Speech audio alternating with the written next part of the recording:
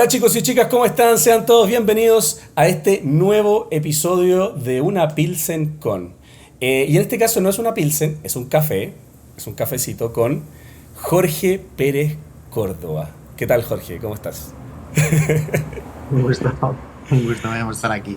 La verdad que me siento muy feliz de estar aquí porque fíjate que llevamos hablando desde, diría que 2016 o Probablemente. 2017, Ujú. hace muchos años, ¿eh? Sí. Y teníamos pendiente de esto.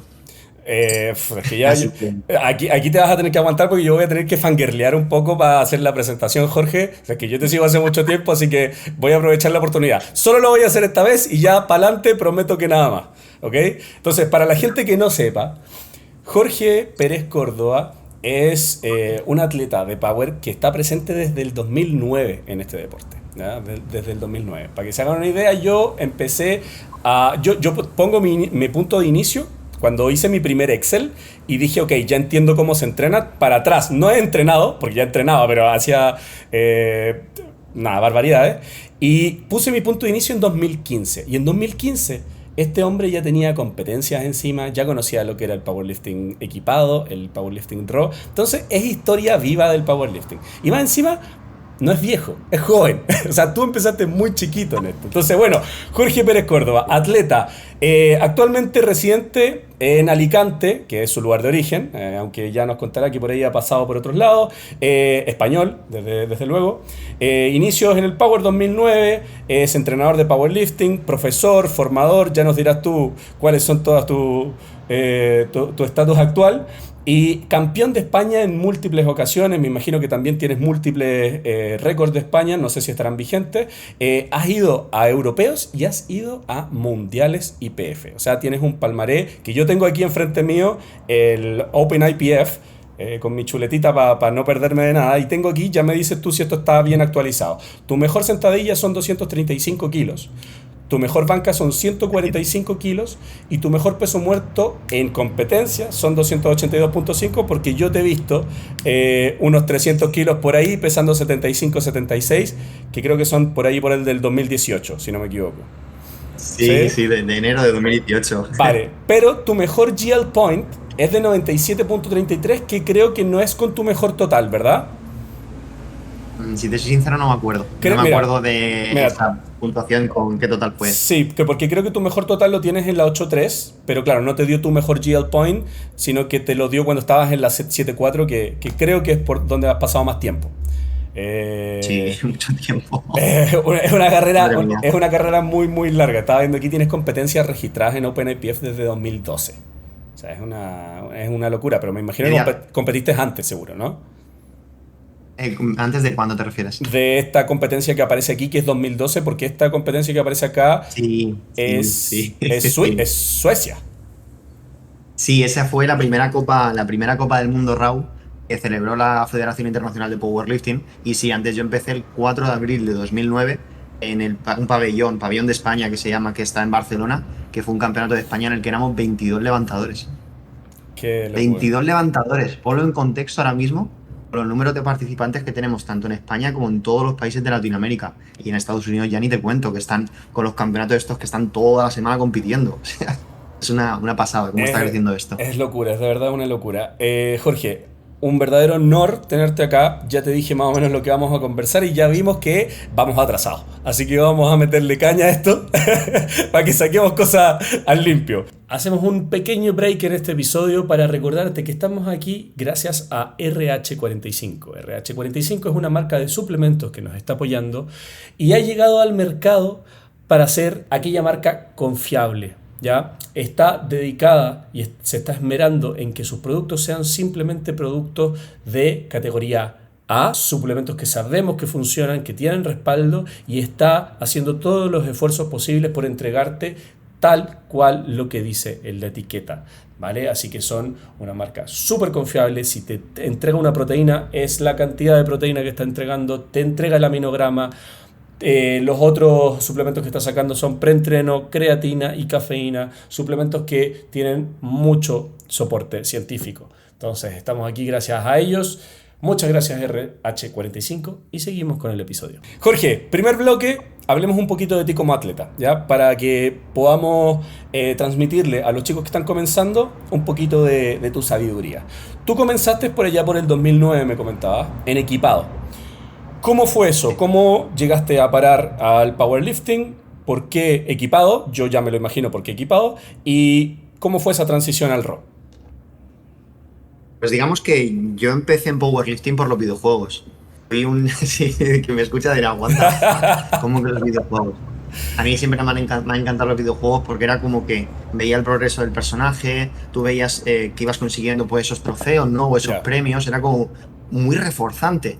Y recuerdo que hay un videojuego que a mí me marcó mucho, que es el GTA San Andreas, que la mayor parte de las personas que nos escuchan seguramente hayan jugado alguna vez. Cuando en el gimnasio de barrio, la primera casa en la que empezabas el videojuego, podías ir a entrenar y te ponías cada vez más cachas, a mí fue como, wow, yo quiero ser ese. Soy Easy, como ¿Qué- el meme este, ¿no? Que Quiero, es, quiero, soy Easy, no ese, soy ese. quiero eso en la vida real, dijiste tú. Claro, sí, efectivamente. Entonces, digamos que se juntó con que ya en la etapa adolescente quería una actividad que no fuera solamente los videojuegos en la que me pudiese centrar para mejorar ahí. Y para mí es como que fue un match, ¿no? Como que se unió algo que ya me gustaba que eran los videojuegos con esa referencia de Carl Johnson en GTA, con el hecho de que, pues bueno, pues empecé a hacer curl de bíceps como hacía CJ en el juego, solo hacía bíceps, o sea, no hacía nada más. Hasta que un punto un día llegó mi madre y me dijo, oye, apúntate al gimnasio porque deberías hacer más cosas.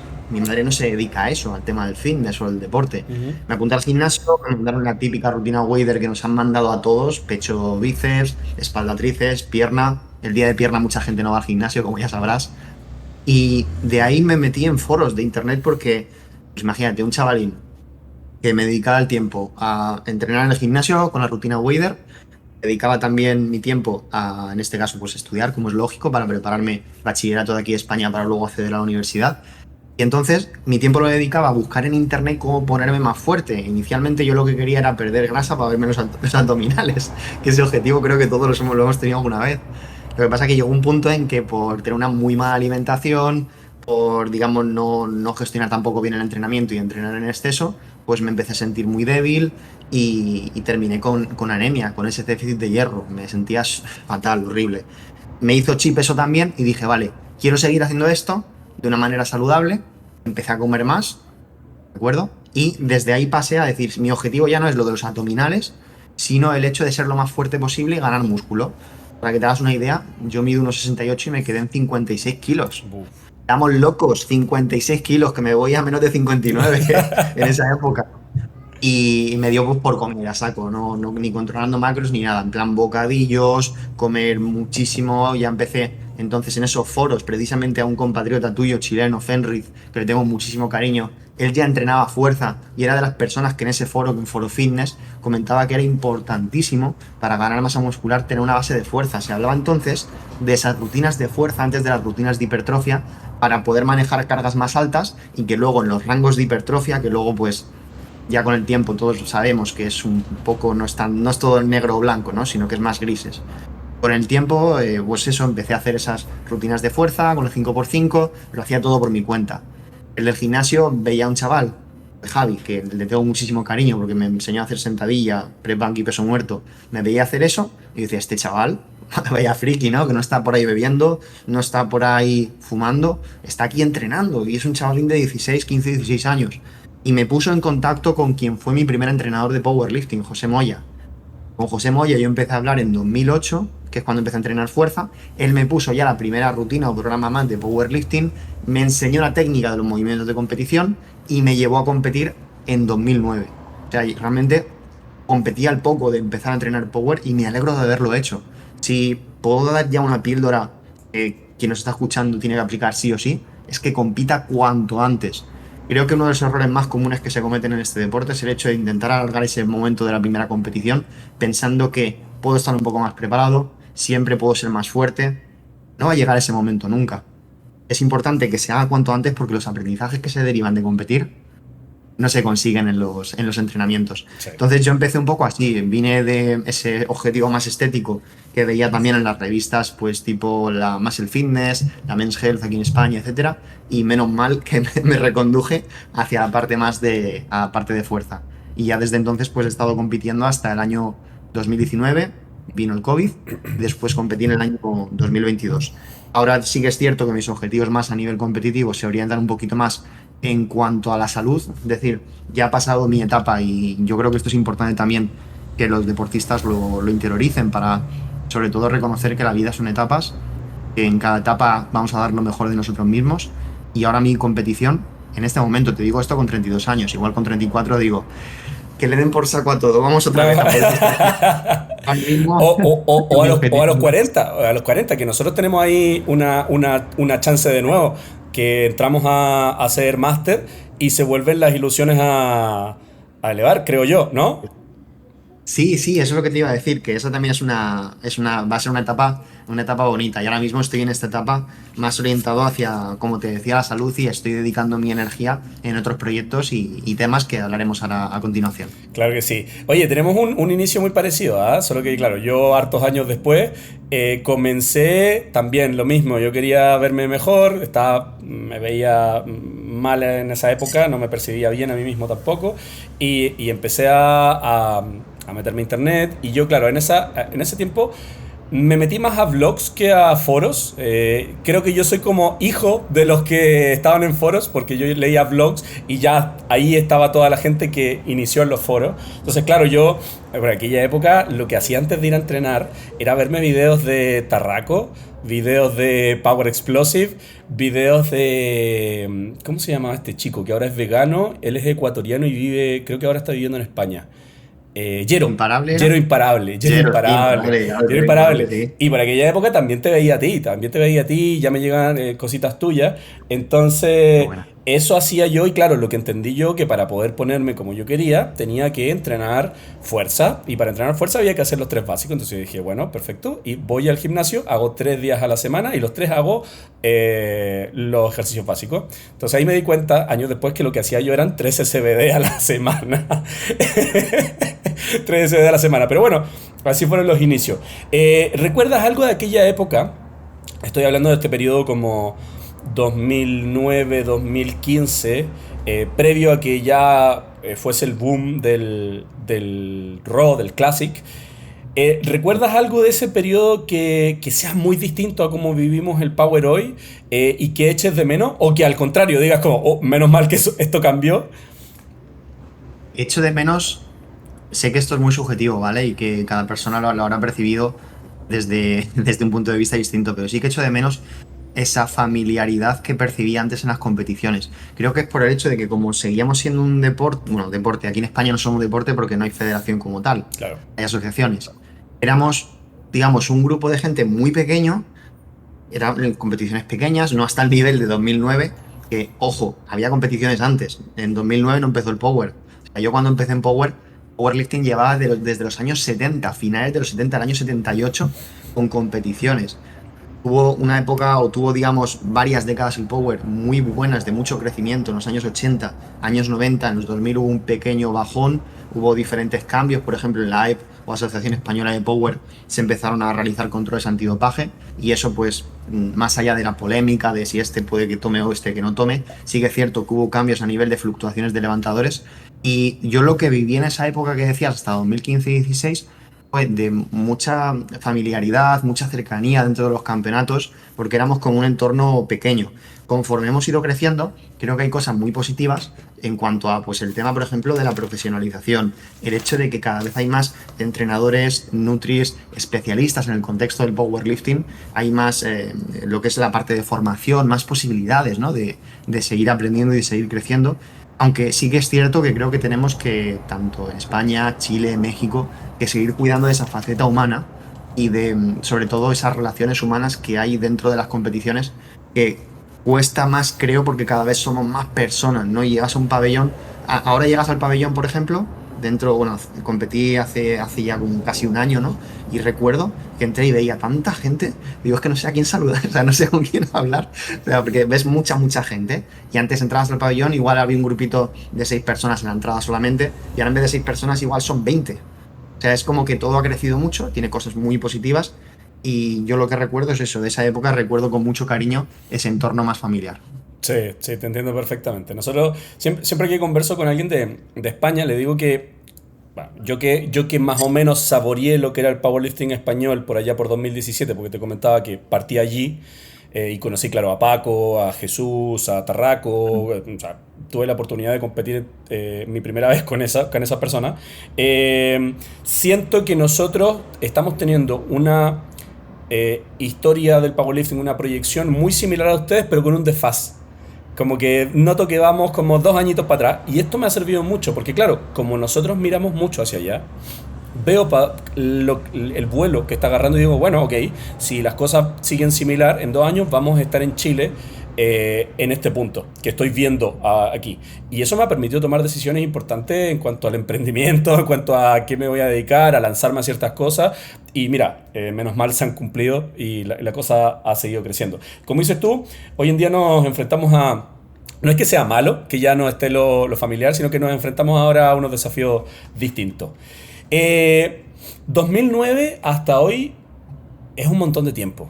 Es un montón de tiempo en muchos ámbitos, pero haciendo power creo que es un montón de tiempo. Y en este deporte creo que es muy fácil quemarse, es muy fácil consumirse por lo intenso en lo que lo vivimos a veces. O sea, agarramos esto, giramos en torno al power, el power empieza a, no es contaminar, pero empieza a meterse en todos los ámbitos de nuestra vida. Me refiero a que de pronto nuestra pareja hace power, nuestros amigos son las personas del power, paso mucho tiempo en el gimnasio, luego el power se transforma en mi profesión, en lo que me da de comer. Es muy fácil quemarse. ¿Cómo Jorge Pérez Córdoba, que empezó en 2009, ha sido capaz de sobrevivir y seguir haciendo power, trabajando en el power, sin haber querido mandar, ya me vas a decir, queriendo mandar, pero volviendo, Uf. sin irse? Sí que siéndote sincero, Memo, no he aplicado ninguna estrategia específica así que sí y no he aplicado. Es decir, por ejemplo, si tuviera que seleccionar una estrategia que a mí me ha ayudado como levantador, más allá del emprendimiento, el coaching, entrenador, etcétera, o profesor, a mí como levantador lo que me ha ayudado a seguir yendo a las competiciones y demás, no es tanto el buscar un récord o ganar un campeonato, para mí eso es secundario, sino el decir, vale, Jorge, ¿cómo puedes mejorar tu versión pasada del corto plazo?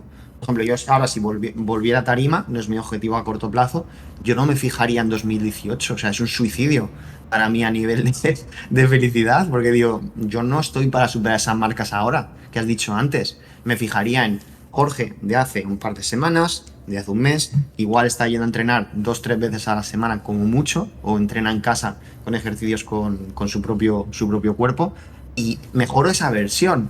Y yo esto es lo que he tratado de aplicar cuando estaba sobre todo en la etapa competitiva, de lo que decías, ¿no? De 2009 a 2019 y luego volver en 22, de cómo podía mejorar mi último campeonato o esas últimas semanas. Incluso me solía fijar un poquito más en las últimas semanas.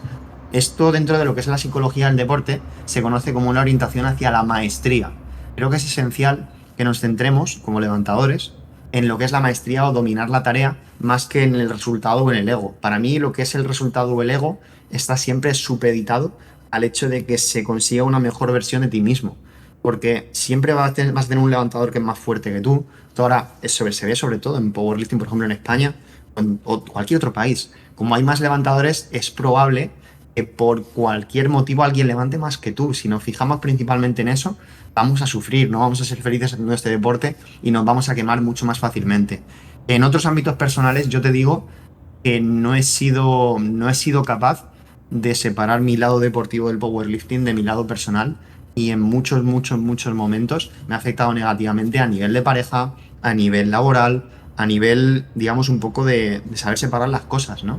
Y creo que esto es algo que nos pasa, como bien has dicho, Memo, a muchas de las personas que nos dedicamos al power, que nos gusta tanto que es como, vale, como mi hobby me gusta mucho, me dedico a ello profesionalmente. De acuerdo, como paso mucho tiempo en el gimnasio, conozco a una chica, conozco a un chico que también hace power, entonces pasan más tiempo entrenando o hablando de entrenamiento, y llega un punto en el que esos mismos estímulos que antes eran reforzantes se saturan y no refuerzan, es decir, no suponen un aumento de la probabilidad de que tú quieras emitir esas conductas relacionadas con ir a entrenar, con hablar de power, y por eso la gente se quema, porque es como si todos los días, imagínate que yo todos los días me tomara la misma bebida con el mismo sabor o la misma comida, es que al final le cojo asco a esa comida. Eso es un poco lo que sucede, que yo lo veo, me ha pasado a mí, me ha sucedido anteriormente, ahora reconozco que una cosa con la que estoy contento conmigo mismo es que estoy variando un poquito más a nivel de lo que hago en el día a día, lo que me dedico y eso me hace feliz porque no es como el enfoque del caballo de carreras. En el punto negativo de que no estás en el contexto de powerlifting, ojo, no estás tan enfocado y eso pues no te hace tan buen levantador, pero creo que priorizo al Jorge Pérez, que no es solo el levantador, sino la persona.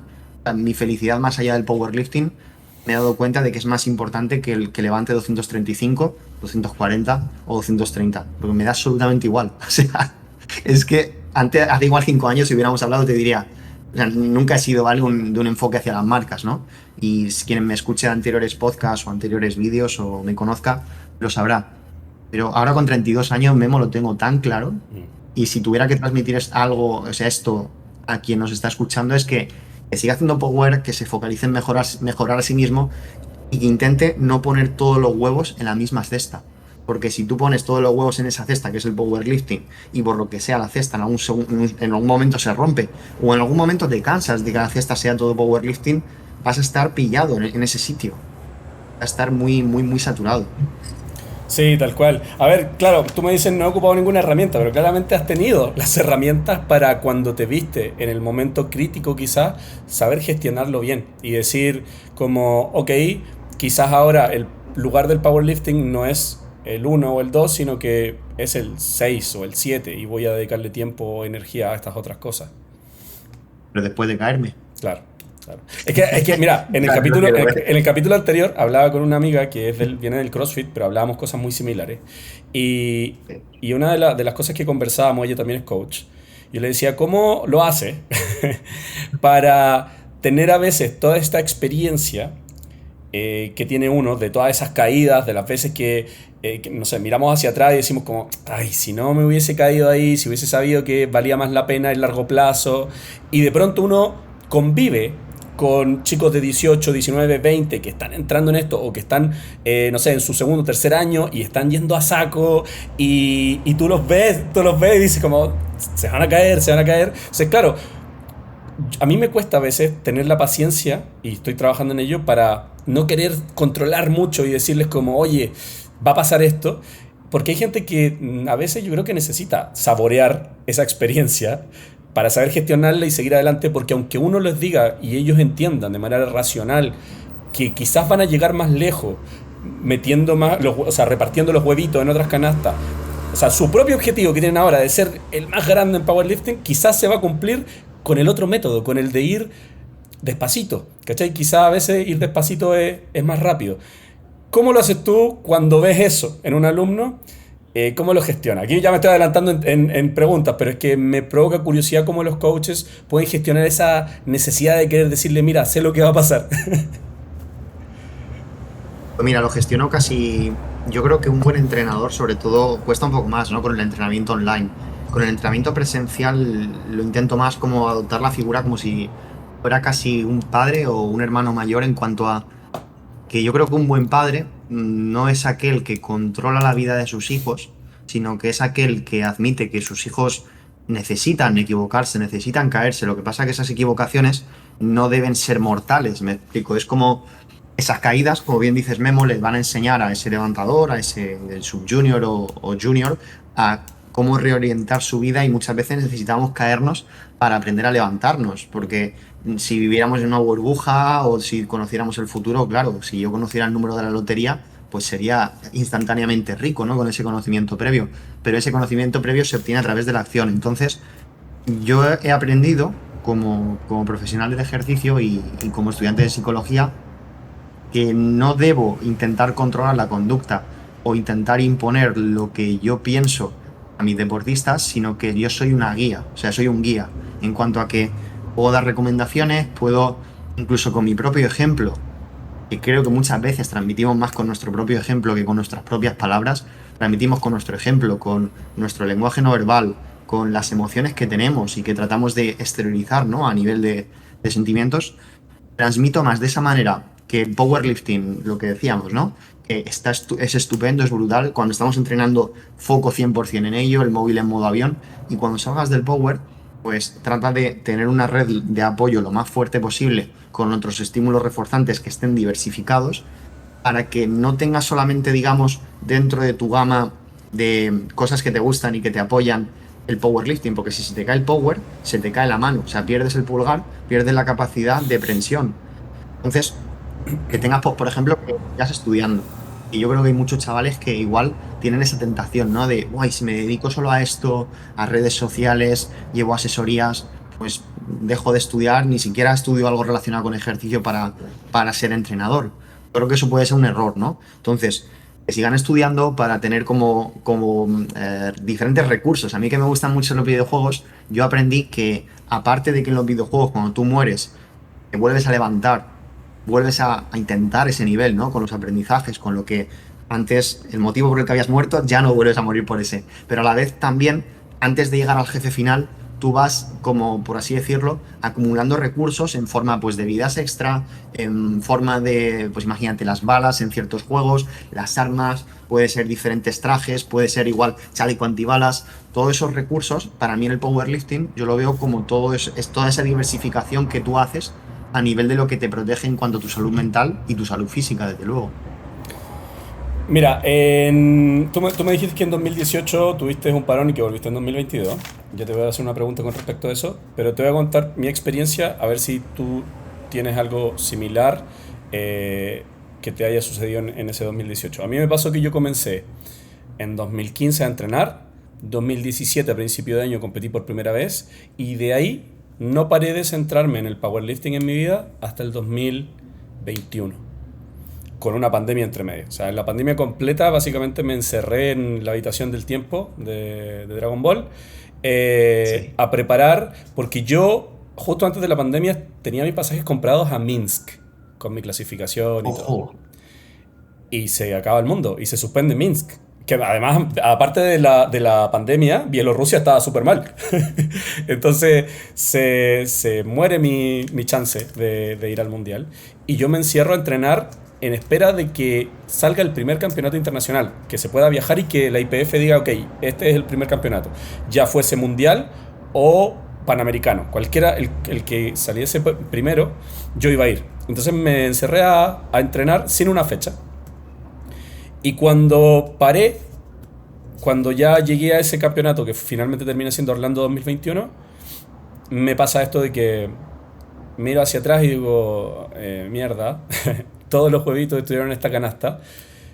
Fue maravilloso, fue absolutamente maravilloso. No me arrepiento de toda la experiencia y de todo lo que gané, pero es que no he hecho esfuerzo en avanzar en nada más. No había hecho esfuerzo en tener vida de pareja, no había tenido esfuerzos en mejorar mi trabajo, realmente. No había hecho esfuerzos en compartir con mi familia. Paré todo, desde 2015 hasta 2021, paré absolutamente todo. ¿Te puedes reflejar con eso de alguna manera? ¿Te pasó algo así? ¿Nos puedes compartir algo? 100%, 100%. Yo me he dado cuenta también, Memo, en relación a lo que comentábamos de lo de los huevitos, y me gusta mucho lo que has comentado del esfuerzo, que realmente nuestra realidad está donde está nuestro foco y nuestra atención. Creo que en todo momento estamos como pagando con dos monedas, ¿no? Una moneda que es, en este caso, el tiempo que dedicamos a las cosas, y la segunda moneda que es la energía o la atención. Y no se puede, digamos, que tener ni monedas limitadas, ni decir, yo es que puedo con todo a la vez que estoy compitiendo al máximo nivel en powerlifting, entrenando 4 horas, a la vez cuido de mi familia, soy la mejor. No te da, no te da, o sea, no te da. Entonces, creo que sí que es cierto que igual en ciertas etapas es como que el foco está más puesto, por ejemplo, en el powerlifting, igual cuando queda un poco para competir, o si estás soltero, o si por lo que sea estás, imagínate, que vives lejos de tu familia.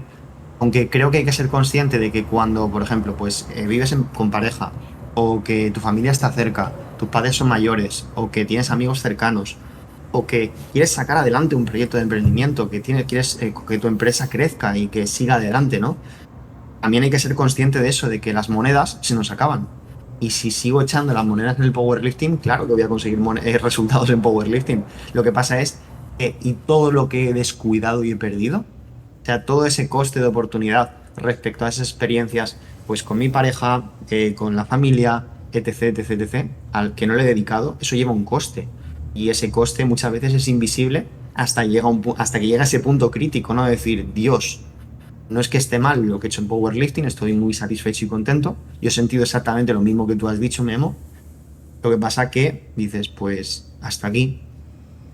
O sea, te hace como clic, tienes ese aprendizaje como si fuera un salto, ¿no? Es decir, estoy aquí y de repente estoy aquí a nivel de ese aprendizaje. Y dices, vale, ya no quiero todas las monedas en esa máquina. Sigo haciendo deporte, sigo entrenando fuerza para hacer el deporte de powerlifting. Lo que pasa es que no es solo la máquina del powerlifting, que es como muy en plan, méteme monedas, que 10 kilos más en sentadillas son muy bonitos. Así es, así Llama es. la atención eso. Mira, voy a anotar un tema para que desde ya amarrarte en un próximo episodio más adelante. Te comentaba yo que llevo mucho tiempo queriendo hacer no sé si un libro, no sé si un documental, un video de YouTube, qué sé yo, me da igual lo que sea. Pero recopilar información sobre la historia del powerlifting, te decía yo, en Chile o quizás en Latinoamérica. Pero que termina siendo una excusa. Igual es entretenido por el tema que hablábamos de saber cuándo realmente comenzó. Porque en Chile también existen registros súper antiguos. Y creo que en Bolivia y en Argentina hay registros muy antiguos de powerlifting. Pero bueno, tema para otro capítulo. Como excusa para entender por qué hacemos lo que hacemos los que entrenamos powerlifting. Me causa curiosidad ir preguntándole a la gente que admiro o que lleva muchísimo tiempo por qué comenzó y por qué permanece. Porque comenzar creo que comienza cualquiera. Pero quedarse 15 años haciendo este deporte, habiendo pasado por todo este entendimiento de cómo ya no soy el que comenzó y quería ganar y todo el tema, ya enfrenté muchos de esas trabas que probablemente tienen que ver con el ego, ya estoy mucho más seguro de mí mismo, no necesito demostrarle nada a nadie, pero aquí estoy, ¿por qué? ¿Por qué lo hago? Así que próximo capítulo, además que tú me vas a poder dar muchas luces de esto porque estás estudiando psicología y ya te preguntaré también de esas cosas. Así que próximo capítulo, ¿por qué hacemos lo que hacemos? Jorge, ya para cerrar el episodio o el capítulo de atleta, ¿crees que te queda algún objetivo pendiente? Sí que hay un objetivo que, digamos, a nivel deportivo dentro del powerlifting me haría, bueno, dos objetivos me harían, bueno, mucha ilusión. Hay otras cosas en mi vida ahora mismo que me hacen infinitamente más ilusión. Y en el contexto solo como atleta o deportivo, te diría que hay dos objetivos, dos metas, que sería una de ellas conseguir en menos de 74 los 300 kilos en peso muerto y después, digamos, en España, dentro de la categoría de menos de 74 y en un campeonato que participé en 83, acumulé 9 campeonatos de España y como yo creo que los seres humanos somos, que nos encantan los números redondos, es como que el 9, quiero el 10. Claro. Pero también sé que para ese 10, y encima ahora me refiero, por ejemplo, está Beto, es un animal, o sea, ese tío, Sí, no, es o sea, loco. le tengo muchísimo cariño y le conozco desde que empezó en Power. O sea, está Beto, está Rubén de Paz, está Adrián Manzanares, ¿Esa es está la 8-3, la 8-3 o la 7-4? 7-4, La 7-4, 7-4. 7-4, aquí en España. Digamos que para mí, las monedas que debería invertir para lograr ese objetivo, si lo pudiera conseguir, que esa es otra cosa, no me merece la pena. Sí, O sea, el es como el que costo-beneficio está muy desbalanceado. no me merece la pena. Que para una medallita, Sí, no, que se la quede para mí no es, para otro. claro, claro. Te entiendo completamente. Eh, a ver, como coach, que era lo que siguiente que te iba a preguntar, que aunque ya hemos respondido bastante de esas cosas, tú comenzaste, cuando decidiste dedicarte a esto, me imagino que estudiando la carrera de Ciencias del Deporte, ¿no? ¿Cómo, Sí, y antes de eso, qué hiciste? ¿Técnico? antes estudié para ser profesor. Aquí en Ah, España vale. es magisterio de educación física para tener, digamos, pues la parte más de docencia, ¿no? Que al final es lo que más me ha gustado. Vale, vale, vale, te entiendo. Por ahí va mi pregunta. ¿Cuándo comenzaste a trabajar en torno al powerlifting? Eh, ¿Y cuáles fueron las necesidades que empezaron a surgir y que condicionaron tu camino académico? Porque claro, uno de pronto puede decir, bueno, empecé a trabajar en Power y la gente se lesiona, me voy hacia la kinesiología, hacia la fisiología. O mira, veo que necesito herramientas para poder contener a la gente, ¿qué tal si me voy más hacia la psicología? ¿Qué sé yo? ¿Cómo fue tu camino como coach? Pues mira, mi camino como coach se resume en que, como te decía, estudié magisterio primero, luego ciencia del deporte, y me di cuenta que no tenía ni idea de crear entrenamientos. Yo ya desde que estaba en clase lo que hacía es que me llevaba libros a clase, en muchas asignaturas. Asignaturas igual, imagínate, de un deporte que bueno, pues que no es que no me interesase, pero yo quería aprender sobre entrenamiento, sobre programación, ¿no? Lo que hacía, me llevaba libros a la carrera porque me di cuenta de que quería trabajar como entrenador de powerlifting y ya estaba llevando a gente desde el año 2011, 2010, pero llevando gratis, o sea, amigos del gimnasio, era como, oye, ¿me podrías ayudar a esto de las pesas? O incluso sin preguntármelo ellos, era como que yo estaba en plan el típico colega insistente de decir, haz esto de esta manera, sentadilla de esta forma, el peso muerto, mira, te paso esta rutina que conozco, esta programación, tal. Entonces yo la primera necesidad que vi fue esa, ¿no? Cómo aprender a programar, que es básico. Es como si, me lo invento, un bombero no sabe apagar el fuego. O sea, esa fue la primera necesidad que yo vi, que no se vio satisfecha en la carrera, en la universidad, no porque a nivel de conceptos no se nos explicasen las cosas, pero creo que había tantas cosas y faltaba tanta práctica, faltaba sobre todo que hubiera profesores que estuvieran especializados en el powerlifting, eh, que es lo que yo tuve como primerísima necesidad, el no necesitar. O sea, tengo tan claro, tío, el recuerdo de que cuando empecé ya a cobrar por los programas de entrenamiento, que seguía buscando a veces en internet ideas de programaciones, eso me hacía pensar, tío, es que no sé programar y un buen entrenador no hace eso. O sea, un buen entrenador dice, vale, pues sé, por ejemplo, el volumen, cómo se cuantifica, la intensidad, los esfuerzos, los ejercicios. Sé además crear diferentes modelos de programación y crear una periodización. Sé monitorizar y controlar.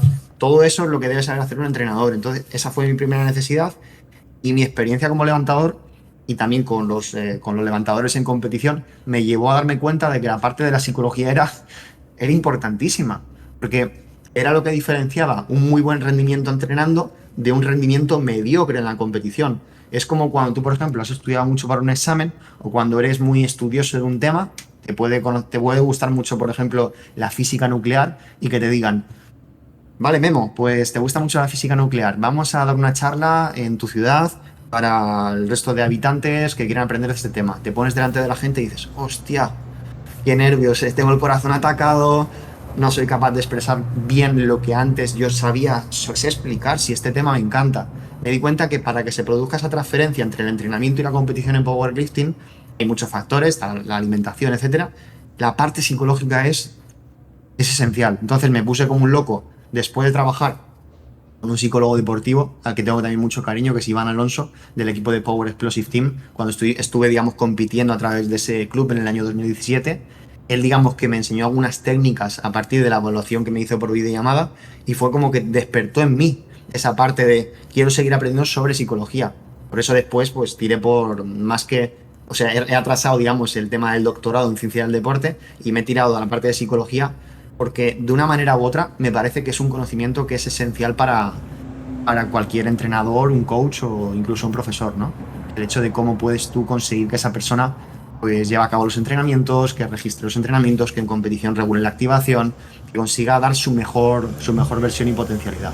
Ese fue, digamos, lo que yo observé.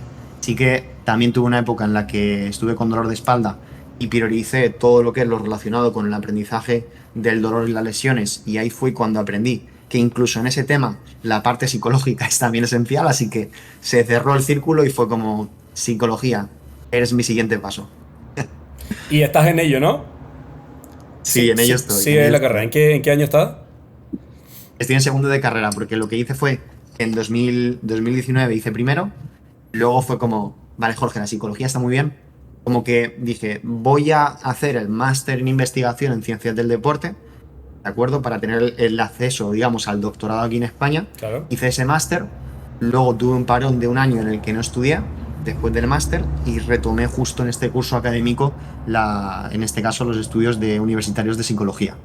Son contenidos muy generales y me está pasando un poco como con ciencias del deporte, ¿no? Que digo, vale, esto está muy bien. Está muy bien, por ejemplo, que me habléis del dimorfismo a nivel cerebral en las ratas o en no sé qué especie, pero esto, Claro, cómo luego yo ayudo a una persona, cómo entreno a la persona. Es lo claro. mismo que yo vi con ciencias del deporte. Sí, sí te entiendo, sí te entiendo. ¿Y tú estás yendo a clases, o sea, tienes clases presenciales o tienes clases online? Todo a distancia. A Todo a distancia, vale. distancia a través de los libros, o sea, los temarios, los tengo todos Va, en perfecto. PDF, que son libros, Sí, porque y sería, los voy estudiando. sería locura no sé, con el tiempo ya de uno trabajando, qué sé yo, hacer una carrera de pregrado presencial y no sé, o sea, no me lo imagino. Sería locura. Y luego encima que yo me prendía a fuego ya en ciencias del deporte cuando hay profesores que digo, tíos, no estáis haciendo perder el tiempo. O sea, es como- Te creo, te creo. Oye, pasemos al último bloque. No sé cómo estás de tiempo. ¿Alcanzamos? Bien, bien, vamos a darle caña. Va, perfecto. Emprender en el powerlifting. Algo que suena no una muy buena idea porque es un nicho, pero es un nicho en crecimiento. Y tú eres uno de los casos de éxito, creo, pero detrás de cualquier caso de éxito de una persona que emprende, hay un montón de desafíos que sorteaste, caídas que tuviste. Entonces, para todos aquellos que venimos un poquito por detrás, aprender de eso es esencial, es esencial. ¿Qué me contarías tú de este viaje que ha sido emprender dentro del powerlifting, que me imagino que ha conllevado pasar por las asesorías online, no sé si has hecho en algún momento clases presenciales, ahora que tienes todo el tema de la formación, más adelante me contarás, me imagino, de Powerlifting Academia? ¿Qué ha sido lo más relevante de este viaje de emprendimiento en un nicho? ¿Cuáles han sido los principales desafíos? Pues mira, el principal desafío ha sido el de la fijación de precios. La fijación de precios, porque es algo de lo que como que es un tabú. No sé si nos pasa, creo que a todos los Sí, latinos. sí, Luego los estadounidenses les da igual, o sea, les da absolutamente igual hablar de lo que ganan al año, de lo que cobran al mes. sí. Mi fijación de precios se relacionaba mucho, digamos, con la confianza que yo tenía en mí mismo, ¿no? Y es algo que sigo mejorando, me refiero. Esa confianza en, pues, en que lo que hago está bien, que, joder, que soy un profesional que se sigue formando, soy una persona que se implica en lo que hace. Entonces, el principal desafío fue ese en cuanto a cómo fijar los precios en un servicio. Era como yo empecé específicamente en powerlifting, más allá de que venía trabajando presencialmente en gimnasios y ya entrenaba, estuve entrenando durante diferentes años a personas que hacían powerlifting y otros deportes o que simplemente iban al gimnasio para estar en forma de manera presencial, pero cuando eso lo pasé a online o a entrenamiento no presencial, fue como, madre mía, qué precios fijo. Y lo que hice fue tirar por lo bajo. O sea, tiré, si no me falla la memoria, 35 o 40 euros al mes comencé. Y eso es muy poco, o sea, eso es muy, muy, muy, muy, muy poco. O sea, es que eso es como si estuvieras regalando el entrenamiento. ¿Qué es lo que pasaba? Que al final, esto me he dado cuenta un poco con los años, ¿no? Y formándome con otros profesores, como por ejemplo con David Marchante, que también le tengo muchísimo cariño, con Power Explosive. Me ha ayudado muchísimo, muchísimo, muchísimo. Y algo que aprendí, por ejemplo, con él es que cuando tú fijas un precio tan bajo, aparte de dar una imagen de que tu servicio es de baja calidad, lo que estás transmitiendo es que tu servicio es fácilmente reemplazable. Es como cuando, te pongo un ejemplo, yo me estoy tomando ahora este café en una taza que me hizo gracia, que De la vi el otro Mafalda, muy día bien. y de Mafalda, sí, que la vi con mi mejor amiga y nos compramos cada uno una, ¿no? Claro, esta taza no es fácilmente reemplazable y cuesta más que una taza que me pueda comprar, por ejemplo, en un bazar chino o que me pueda comprar en cualquier sitio. Lo mismo sucede con el tema del entrenamiento. Cuando tú fijas un precio que puede parecer en principio alto para tus servicios o, por ejemplo, para una formación, es como, wow, este tío sabe lo que vale y pide lo que vale. En cambio, cuando pedimos poco es como, no me cuadra. O sea, me estás diciendo que me atiendes todos los días, que es lo que la mayor parte de coaches o entrenadores en powerlifting dicen. No es realizable tampoco eso de estar todos los días pegado al móvil 24/7. Mm. Me atiendes diario, me cobras 50 euros. O sea, dices, ¿y cómo llegas a final de mes? Entonces, mi principal desafío fue ese, adquirir la confianza que empecé cobrando barato. Creo que al principio igual a veces es incluso necesario, ¿no? Para tener esos primeros clientes, tener esos primeros casos de éxito, equivocarte, porque te vas a equivocar si me estás escuchando ahora y estás empezando en esto del emprendimiento en powerlifting. Equivocarte con tus primeras programaciones, con el cómo te organizas la semana. Llega un punto en que cuando esa cartera de clientes te puede dar de comer y abandonas tu otro trabajo que es presencial o otro trabajo que sea de otro sector o lo que sea, es cuando dices, Dios, ahora tengo toda la responsabilidad de lunes a domingo de cómo me organizo. Eso también hay que aprenderlo haciendo. Eso en ningún libro te lo van a explicar. Te pueden dar como, por ejemplo, las directrices. Hay un libro muy bueno que es el del Manual del Entrenador Online de Evaristo y de Alberto, que te da muchas ideas de cómo orientarlo. pero todo al final lo tienes tú que aplicar, te vas a equivocar y es como cuando entrenas Power. Entonces, y ese fue mi mayor desafío. Y ahora estoy en otro desafío, por decirlo de alguna manera. Es un desafío que para mí es un reto, es una oportunidad. Es lo que comentabas antes, Memo, de Powerlifting Academia. O sea, estoy en una transición más de la parte de coach o entrenador, que sigo llevando a diferentes powerlifters y a gente que entrena para ganar fuerza, estar más en forma, etcétera. Estoy haciendo una transición hacia la parte de docencia, porque llevo dando clases en universidades, empresas y demás desde 2013, y es algo que me he dado cuenta de que es lo que más me gusta. Es como te pasará a ti, ¿no? Que cuando explicabas antes, por ejemplo, lo del tema de la historia ahí en Chile de powerlifting, como que cada vez que lo explicas le das una vuelta, dices, lo entiendo mejor y encima estoy ayudando a quien me escucha a ir un pasito más allá. Yo no sabía muchas de las cosas que tú me has contado antes de la entrevista. Entonces, es eso en lo que estoy en Powerlifting Academy ahora, comentando más mi lado docente y enfrentándome, pues bueno, a más desafíos. Siempre hay desafíos que yo creo que eso es lo positivo que tiene el emprendimiento, ¿no? Que nos ayuda a ir un pasito más allá, a crecer y a sacar nuestra mejor versión. Claro que sí, y además cuando uno está en este camino te das cuenta que sí, estás realizando lo que te gusta, que es la programación y ayudar gente, etcétera. Pero cuando lo haces desde el emprendimiento te das cuenta que mucha parte del tiempo que estás trabajando no estás haciendo eso, tienes que hacer otras cosas, tienes que, no sé, hay procesos de venta, entender lo que es el funnel, hacer redes sociales, y cuando vas a cada una de esas cosas te das cuenta que hay mini tareitas que tienes que que tienes que aprender a hacer, y que probablemente no son de tu formación o que tienes que ser autodidacta, como no sé, si vas a subir contenido a redes sociales, en algún momento te vas a tener que parar a editar un video, a editar una gráfica, a equivocarte, que no sé, que el archivo te queda muy grande, que el formato no calza, y luego en las ventas, que estoy vendiendo con a la gente que le pongo el precio, pero luego tengo que tener un discurso de venta y conversar con la gente, saber decir que no, rechazar a veces clientes. Entonces, cuando uno emprende te das cuenta que la cosa va de muchas cosas, de ser muy autodidacta finalmente, de aprender a ser autodidacta y de aprender a aprender, creo yo. Porque no va a haber nadie como forzándote o que te eche un cable con esas cosas, tienes que hacerlo tú.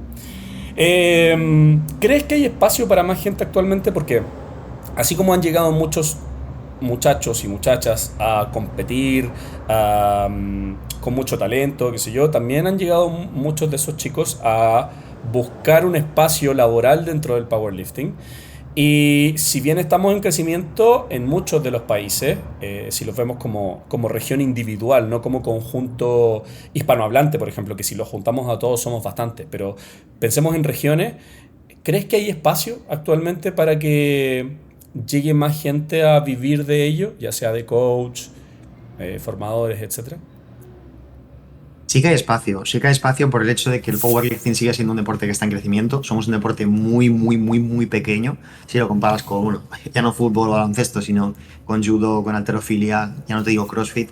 Entonces, pienso que hay espacio. Lo que pasa que también creo que igual que sucede con los levantadores en el contexto más laboral o profesional, pienso que hay entrenadores, coach, como le quieras llamar, asesores, que comienzan y por ejemplo, por fijar precios muy bajos, por no establecer bien qué es lo que hacen, ¿no? O cómo se diferencian de lo demás, o simplemente por no entender que, por ejemplo, ser un entrenador online o que dedicarse a esto no es solo lo bonito que se ve, ¿no? Que a veces yo creo que se cree que lo bonito en el contexto del powerlifting es pues llevar al atleta a la competición, subir un vídeo de que ha superado un récord, que la gente te felicite por tener a ese levantador tan fuerte y no se ve todo lo que hay detrás.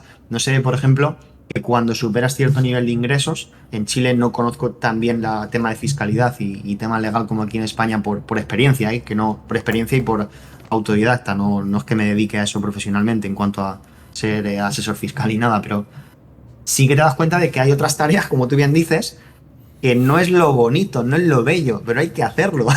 Hay que hacerlo, debes aprender. Yo tengo aquí al lado, por ejemplo, para el tema de grabar los vídeos, el aro con lo del trípode con el móvil. Tengo, pues eso, luego aquí en el ordenador para editar los vídeos. Es como que el emprendimiento, sobre todo en las etapas tempranas, es un poco como cuando estás intentando empujar un coche o una camioneta, que alguna vez lo hemos hecho yo creo que casi todos, que lo que más cuesta es eso, ¿no?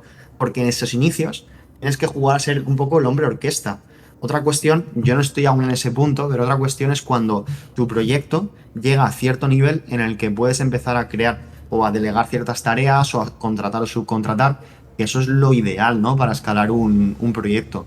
Y pienso que quizás esos inicios difíciles es lo que puede hacer que mucha gente que empieza en el powerlifting se salga, aunque pienso que sí que hay espacio. También bien sabemos que la mayor parte no tengo ahora mismo unos datos para respaldar esta afirmación o mi tesis, pero pienso que hay tanta gente que no hace ejercicio, que no entrena fuerza, que no hace powerlifting, que la oportunidad está ahí. La oportunidad está ahí que si hay que sacar una perla, ¿no? O una indicación de esto, que por favor aplícalo, es que no veas al resto de compañeros como si fueran tu competencia o tus rivales. El rival no es ese. O sea, el rival es cuando, por ejemplo, la persona que va a ir al gimnasio a entrenar fuerza o a hacer powerlifting, en vez de eso, se queda viendo Netflix o, por ejemplo, hace otro deporte que no tiene nada que ver con el powerlifting. Pero entre nosotros somos compañeros de los que entre nosotros aprendemos, y por eso lo que te comentaba antes, de que esas competiciones más pequeñas de 2014, de 15 y 16, conforme ha crecido y se ha profesionalizado el deporte, también en redes sociales yo a veces he visto ciertas conductas un poco tóxicas por parte de algunas personas, críticas indirectas, que para mí es que es como, no pierdas el tiempo ahí, tío, o sea, no te dediques a eso, que tu compañero que es entrenador o entrenadora, no le eches esas cosas, no le digas esas cosas. Creo que eso nos tenemos que quedar mucho con ello, ¿no? De no fomentar esa toxicidad y sí que creo que hay espacio, desde luego, para nuevos entrenadores y nuevos profesionales en nuestro deporte. Y es necesario que lo haya, también para que haya renovación. Me gusta mucho la visión que tienes al respecto. Y sí pasa que en el último periodo sí ha existido bastante toxicidad o eso, gastar energía buscando cómo desacreditar el trabajo de otros, qué sé yo. Ha pasado mucho. Sí. Eh, ¿Hay en Chile también? ¿O es solo algo que veo en España? no, acá en Chile también, acá en Chile también. Yo creo que Buah. igual lo más grande es lo que ha pasado en España, pero aquí a menor escala sí ha existido y existe. Eh, Te vi dando formaciones en México y yo dije, ¿por qué Jorge Pérez Córdoba va a México y no viene a Chile? ¿Qué tiene Chile que no complace a Jorge Pérez Córdoba? Cuéntame. ¿Sabes que me encantaría ir en el futuro a Chile? Lo hemos estado hablando antes y lo de México surgió porque desde Herx me comentaron Alejandro y Héctor de allí de México la posibilidad de dar en Chihuahua, cerquita de la frontera con Estados Unidos, una formación en Chihuahua y luego en Ciudad de México. Y la cuestión es que, bueno, más adelante seguramente vayamos a otros países de Latinoamérica y Chile me fliparía, me encantaría. Antes de empezar la entrevista comentábamos una anécdota que sí que me parece que es relevante, es la de que la persona que a mí más me influyó en redes sociales, en esos foros en el año 2008, 2007, para dedicarme al powerlifting fue un chileno. O sea, un chileno Qué que loco con eso. no le pongo cara, no le pongo cara, se llamaba Fenriz, o se llama Fenriz en ese foro, y era un tío que, pues eso, fuera a quien le preguntaba qué rutina utilizar para mejorar la fuerza. Y tengo como un recuerdo muy bonito de él, de muchas conversaciones, tanto públicamente en el foro como que estaban luego los mensajes privados. Era el antiguo Instagram, al final, todo ese tipo de foros. Y recuerdo que tenía como un orgullo patrio chileno muy, muy top. Y era un tío que me caía muy bien, o sea, me daba muy buenas sensaciones. Qué loco, mira, Así que, yo tengo una bien. experiencia parecida porque yo en 2015, cuando te decía que marqué como mi inicio, llegaba a un gimnasio comercial de cadena acá en Chile, en Santiago, y en esa época no me topaba nadie haciendo peso muerto, o sea, muy poco sentadilla y bueno, banca con arco y así como lo hacemos, casi nadie. Y una vez un chico llegó y ese chico estaba haciendo clean, me acuerdo. Yo lo vi, estaba haciendo clean en el gimnasio comercial y se acercó a mí porque yo estaba haciendo banca y me dijo, oye, ¿tú estás haciendo powerlifting? Y yo le dije, bueno, sí, lo intento, pero en realidad he entrenado los básicos. Y me dijo, sí, mira, yo compito, voy a competir ahora en powerlifting en un campeonato, que después yo, ahora con tiempo, conociendo la historia del powerlifting en Chile, ya sé qué campeonato fue, se llamó Santiago Sport Festival. Y ese chico me ayudó a sacar mis primeros 100 kilos en banca. Fue mi spotter ese día. Y me acuerdo que me decía, empuja con las piernas, bueno, los cues de la época. Y yo no recuerdo su cara. O sea, fue hace tanto tiempo que cuando tengo ese recuerdo es como un blur en su cara. Y luego yo me fui a España, luego volví a Chile, me vi inserto en la escena del power y yo no sé si me he vuelto a topar con esa persona. No sé si siguió haciendo powerlifting o migró a la halterofilia, porque yo me acuerdo que por esa época él estaba también haciendo power y haltero. Entonces, tengo una historia muy parecida. Si es que están escuchando, ¿cómo se llama tu muchacho? ¿Ferrix? Fenriz, Fenriz, con una Claro. foto de Franco Columbo. Mira, si Fenris se está escuchando, coméntanos para saber de ti, si es que seguiste haciendo fuerza, sería entretenido saber en qué está. Y si escucha mi spotter de los 100 kilos, también sería bárbaro. Sería así. Héroes de la fuerza. Creo, no estoy seguro, creo que voy al día o me faltan un par. Pero es que, claro, son episodios cortitos, no son muy largos. Y yo soy de escucharme podcast largos. Entonces, claro, me escucho tu podcast y digo, quedo con ganas. Quedo con ganas y digo, bueno, voy por el siguiente. Y ahí me escucho el otro. Además, has entrevistado a muchísima gente que conozco o que tenía la ilusión de saber, y otras tantas que no conocía, no me sonaban para nada y han sido súper interesantes de saber. Me gusta mucho el enfoque que le das, como el tipo de preguntas que le hace, hacia dónde orientas la entrevista, y toda la dinámica que tiene. Cuéntame un poquito de eso, cómo surge la idea de hacer un podcast, cuál es tu motor y si se vienen más cositas dentro del podcast. Cositas. Sí que se vienen más cositas dentro del podcast y digamos que mi motor principal fue el de si tuviera una varita mágica para poder ayudar al Jorge de cuando empezó a hacer powerlifting, a competir en Power en 2009. Es decir, mira Jorge, tienes más allá de los contenidos o más allá, mejor dicho, de los aprendizajes teóricos, quiero que aprendas de una serie de personas que son referentes en el deporte, igual no son las más conocidas, como sabemos a veces en redes sociales, no siempre las personas que más nos pueden aportar son las que más seguidores tienen y yo lo que quería es a los chavales que empiezan en este deporte y a los que llevan más tiempo, chavales y chavalas, es decir, vale, tenéis a estas personas de las que podéis aprender para no cometer sus errores, lo que me has comentado antes precisamente de querer ir demasiado rápido o poner todos los huevos en la cesta, porque mira Memo, yo te puedo explicar algo según mi criterio, mi punto de vista, mis conocimientos, igual otra persona te explica lo mismo y haces clic con esa persona. Si tú te vas a los diferentes episodios de Héroes de la Fuerza, lo que vas a ver es que hay mensajes como constancia, respeto, trabajo, esfuerzo, se repiten una y otra vez. Es como que siempre yo lo veo como entrevistador y luego como editor de los vídeos y digo, si es que están diciendo lo mismo todos. Hay diferencias, como es obvio, a nivel de pues cada uno de dónde venimos, nuestro bagaje. Lo que pasa es que si ese mensaje en el vídeo 1 le llega a 3 personas, mira, para mí objetivo conseguido. Le llega, me refiero a que produzca un cambio a nivel conductual en esa persona, pues que, por ejemplo, comience más a diversificar en su día a día, empiece, digamos, a adoptar un enfoque más hacia la maestría o la tarea.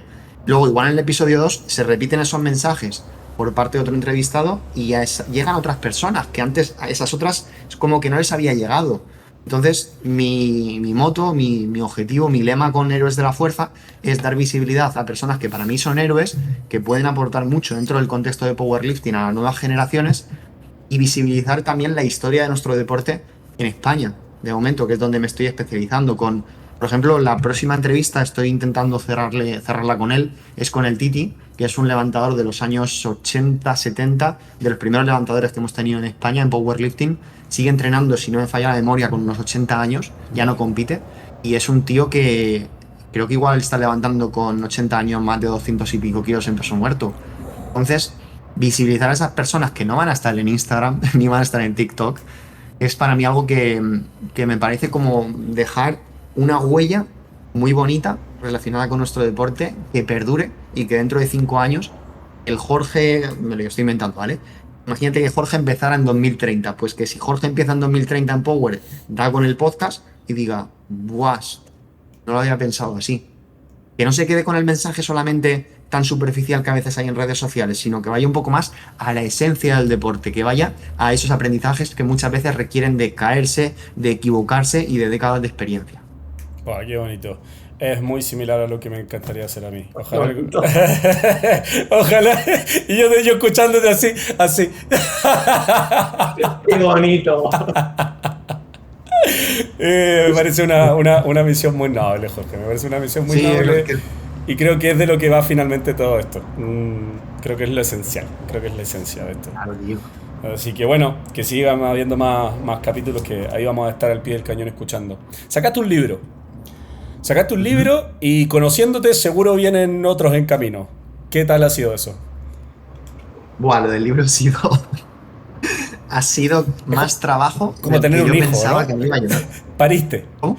Es como tener un hijo, pariste, ¿o no?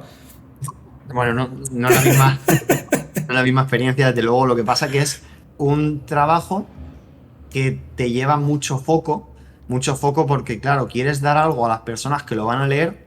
Que si eres una persona que yo tiendo al perfeccionismo y he tendido muchas veces a la inacción por esperar a que hacer las cosas bien o perfectas, ¿no? Claro. Y con el libro me pasó que sí que es cierto que llegué a un contrato, bueno, como cualquier escritor, ¿no? Con una editorial, llegué a un contrato con la editorial y había unos tiempos y unos plazos. Y yo quería cumplir los plazos, no estás diciendo, oye, que no llego al plazo. Llegó un punto en el que me veía igual haciendo el trabajo mínimo entre semana, ¿no? De entrenador online, de las clases y demás, y el resto igual era estar escribiendo 7, 8 horas. Pero ya no escribir de sino de leer lo que habías escrito, decir, vale, esto está mal, o me falta la referencia, o quiero incluir la referencia, o se te ocurre una idea. Entonces ha sido un trabajo que ha sido iba a decir meses, no, ha sido de años. Es un trabajo que empecé realmente en 2016 al hacer una formación en la Universidad de Alicante, un curso de entrenador en powerlifting, que además da la casualidad de que lo di con David Marchante. Hice unos apuntes bastante extensos y me quedé con la espinita, ¿sabes? De decir, hostia, me haría ilusión en algún momento publicarlo, sobre todo por dejar como ese recurso, ¿no? Para las personas que vienen detrás. Y eso se materializó a través de su editorial, de Editorial Transverso, este 2022. Y fue como... Es una de las cosas que quería hacer dentro de mi vida profesional. He empezado ya a escribir el siguiente libro, que no sé si va a ser el siguiente o en qué orden los publicaré, que va a ser específico sobre técnica y programación del peso muerto, porque creo que es dentro de los movimientos de powerlifting en donde quizás más puedo aportar. También la sentadilla y la banca, desde luego. Y lo del libro ha sido, pues eso, un aprendizaje. Un aprendizaje y algo muy, muy bonito. Qué bien que hayas podido salir aireoso de ese proceso y que se vengan más libros. Te queremos ahí productivo. Oye, ya vamos llegando al final del programa, Jorge. Traté de ir muy rápido, pero me encantaría que después desarrollemos un montón de temas que me los he ido apuntando, porque siento que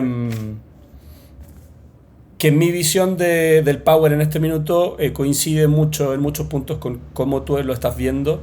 Entonces, actúas en forma de un poco de par, pero a la vez mentor cuando te escucho hablar. O sea, me encantaría preguntarte más cosas. Así que, please, hagamos otro episodio más adelante. Sé que tus tiempos están acotados, pero bueno, ahí te rescataré una horita por ahí. Pero ya te mencionaba yo que para terminar el programa teníamos un pequeño juego, que a veces lo hago la mayoría de las veces con entrenadores, porque no siempre entrevisto coaches, a veces son atletas, qué sé yo, pero esta vez quiero hacerlo. Se llama underrated, overrated, o sea, sobrevalorado, infravalorado. Ya te comentaba yo las reglas, pero las repito para la gente que nos está escuchando. Yo le voy a decir a Jorge 10 conceptos. Y de esos 10 conceptos él me tiene que ir respondiendo rápidamente si él cree que están sobrevalorados, infravalorados o correctamente valorados. No puede justificar ninguna respuesta a excepción de 2, que me las puede escoger él cuando quiera y las va a explicar al final de los 10 conceptos, ¿vale? Esto va a ser rapidito, pero puede ser interesante. ¿Estás preparado? Preparadísimo. Vale. Estrategias emergentes. Sobrevalorado. Barras especiales. Sobrevalorado. TTP. Empiezo duro, ¿eh? Sí, voy, fa. TTP. Y es que voy apuntando también. Sí, voy apuntando. TTP. Time to pick. Sobrevalorado. Psicología en powerlifting. Correctamente valorado. AEP, o para quien no sepa, Asociación Española de Powerlifting. Correctamente valorado. Tener un coach de powerlifting justo al comenzar. Infravalorado. Competir en powerlifting. Sobrevalorado. El tiempo que le dedicamos al trabajo de hipertrofia dentro del powerlifting.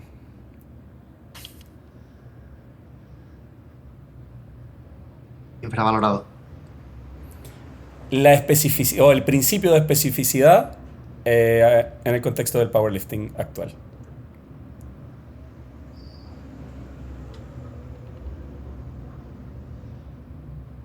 Sobrevalorado.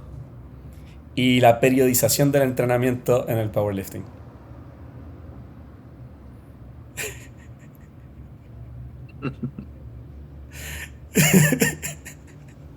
Sobrevalorado. Vale, perfecto. Yo necesito respuestas. Si quieres te doy 10. ¿Por qué? Porque...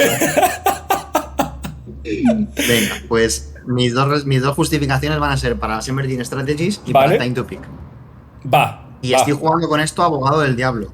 Vale, vale. Porque antes de comenzar, he de decir que si hay un extremo que es el de un enfoque autorregulado de Emerging Strategies y un enfoque más rígido de periodización flexible, o sea, periodización por bloques o un enfoque más ruso, ¿no? Ujú. Yo voy más a Para este Emerging lado. Strategies. Lo sé, por eso necesito respuestas. Me ha chocado, ¿eh? Sí, sí, yo digo, uy, uy, uy, uy. ¿Qué me va a decir? Vale, vamos. Este cabrón que se cambia ahora de bando. Claro, claro, claro, claro. De acuerdo, pues en cuanto a Emerging Strategies, creo que se corre un riesgo, estamos cometiendo un error muchas veces, y yo el primero, ¿no? A veces, de pensar que tenemos más capacidad de predicción sobre la respuesta del organismo de la que realmente poseemos o tenemos. Esto está directamente relacionado con el time to peak. Claro. Entonces, creo que se sobrevalora a veces en cuanto a la aplicación de las Emerging Strategies y nuestra capacidad de controlar la respuesta al entrenamiento, y se infravalora, por ejemplo, la evidencia científica disponible, que sí que es cierto que muchas veces en muchos estudios se realizan medias poblacionales para un grupo de participantes, o que los participantes igual tienen poca experiencia o tienen poca fuerza y entonces la validez ecológica es menor. Pero creo que esa aplicación en cierto modo extrema del método empírico con las Emerging Strategies y esa sobrevaloración de su efectividad, que ojo, es muy efectivo, siempre y cuando se apliquen ciertos preceptos y no se deje de lado la evidencia científica, esa aplicación excesiva del método, como decía, empírico puro y duro, nos puede conllevar a ciertos riesgos también, porque dices, claro, si todo es prueba y error, tú sabes todas las combinaciones de entrenamiento que puedes hacer antes de dar con el entrenamiento más adecuado para tu deportista, Claro. y cómo estás seguro que no es, o sea, cómo puedes aislar todos los factores que influyen, digamos, en el resultado final o el output después del input o la entrada en el sistema, para tú asegurar que sí, que el time to peak, por ejemplo, es en la cuarta semana, de acuerdo, pero ¿estás totalmente seguro si eso se replicaría en el caso, por ejemplo, de que el stress index fuera de 5 puntos por encima o por debajo? ¿Estás también seguro de que ha sido esta variante de este ejercicio el más efectivo?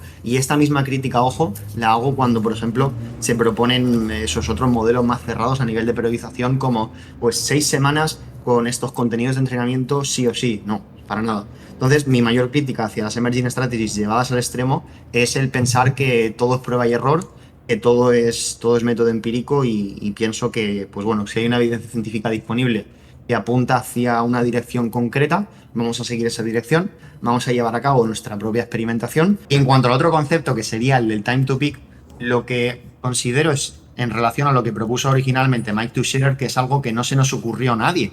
Es decir, el pensar en que podíamos valorar la evolución de la repetición máxima estimada y hacer ciertas predicciones respecto a la duración de los bloques, respecto a la efectividad de esos protocolos de entrenamiento.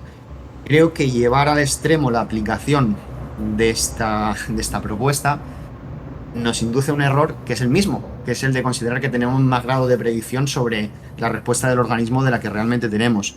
Creo que es una información adicional respecto a nuestra manera de programar y periodizar los entrenamientos, aunque pienso que muchas veces se sobrevalora, y es como cuando aquí en España, por ejemplo, se puso de moda el enfoque de la dieta flexible o de los macros, que todo se reducía a los macros, y no todo se reduce ni a los macros ni a la evolución pasada del RM estimado. Esto sucede también, por ejemplo, en un tema que a mí me flipa, que es, lo podemos hablar de eso en próximos vídeos o en próximos podcasts, es todo el tema de la inversión en bolsa en cuanto a la evolución de un valor bursátil. Eso es el sesgo o el efecto del espejo. Tú no puedes vivir la vida mirando al espejo porque te pierdes lo que hay delante.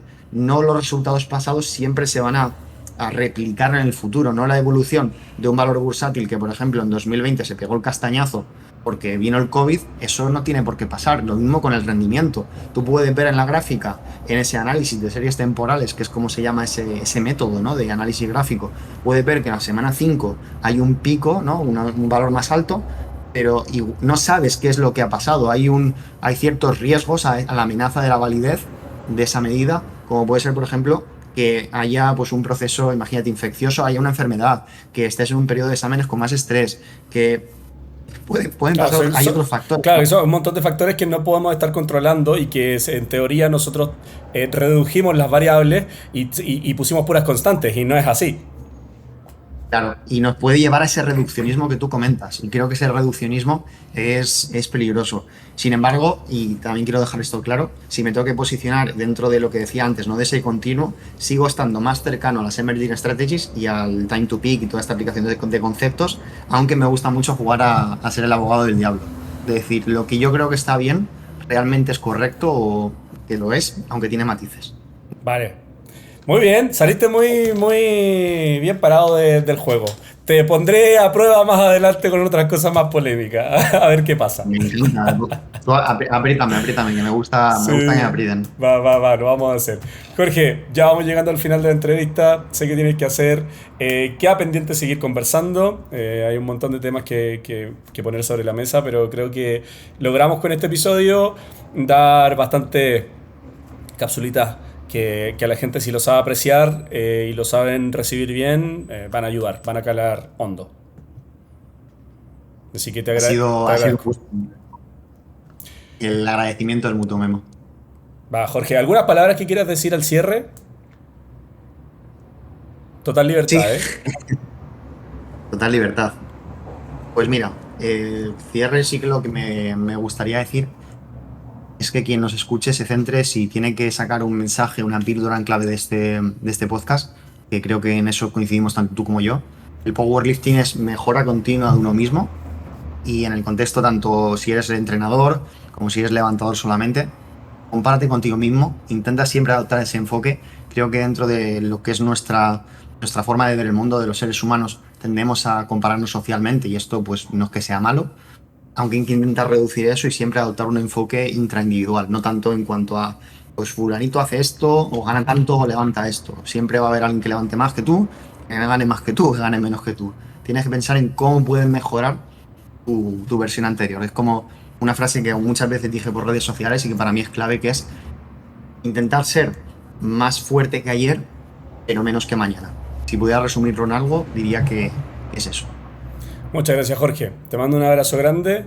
Estamos hablando próximamente. Y bueno, a todos los que nos están escuchando o nos están viendo, ya sea en YouTube, Spotify o cualquier red, recuerden, si te gusta este tipo de contenido, recuerda darle like, compartir, comentar, entrenar, comer y descansar. Y nos vemos en un próximo episodio de una pilsen o un cafecito o un whisky, ya veremos. Con. Chao, Jorge. Bueno, chao.